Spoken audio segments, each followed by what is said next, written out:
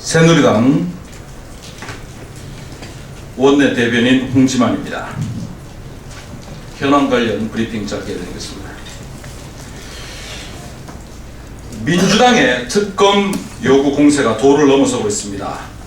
민주당의 주요 당직자들은 자신이 하는 말이 얼마나 파급 효과가 큰지 생각을 좀 하고 발언을 해주시기를 당부드립니다.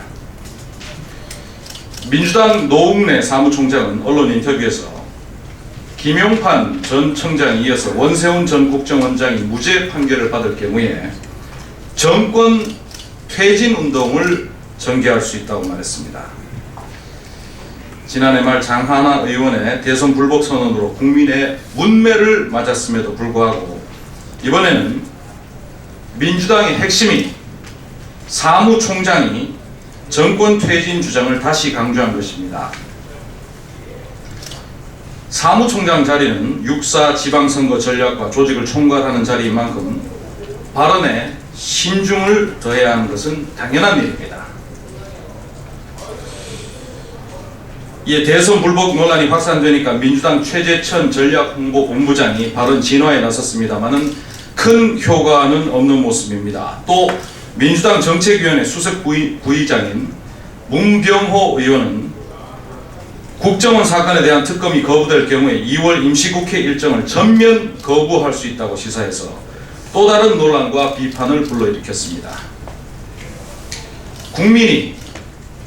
국민들께서 두 눈 부릅뜨고 보고 있습니다. 민주당 김한길 대표는 국회 보이콧 카드는 극히 일부의 주장일 뿐 당내 다수는 동의하지 않는다라고 선을 긋고 있습니다. 그러나 민주당이 임시회 의사 일정과 특검 논의를 연계할 뜻을 밝힌 만큼 이는 민주당의 정치 혁신 주장이 잉크도 마르기도 전에 뒤집힌 국민 눈속임용 가짜 혁신이었음을 만천하에 드러낸 것입니다. 거대 야당이 민생을 팽개치고 특검 타령만 하면서 기초연금법 등 시급한 민생 현안을 다룰 2월 국회를 무산시킨다면 그 책임은 민주당이 져야 할 것임을 명심하시기 바랍니다. 자기들이 원하는 대로 되지 않는다고 해서 협박성 발언을 일삼는 민주당의 주요 당직자들에 대해서 민주당 지도부가 집안 단속을 철저히 해주실 것을 강력히 촉구합니다. 지도부가 아무리 아니라고 부인을 해도 소속 의원들의 거침없는 발언은 민주당에 득이 될 리 없습니다. 이렇게 좌충우돌하는 모습은 특검을 할 분명한 명분이 없다는 것을 민주당 역시 알고 있는 상황에서 민주당 스스로 특검 딜레마에 갇힌 것으로밖에 볼 수 없습니다. 자기들 마음대로 안 되면 특검하는 특검 전문당입니까? 자기들 마음대로 안 되면 해임하는 해임 건의 전문당입니까? 하루빨리 이 딜레마에서 벗어나 민생을 논할 수 있는 국회의 장을 만들어 주실 것을 촉구합니다.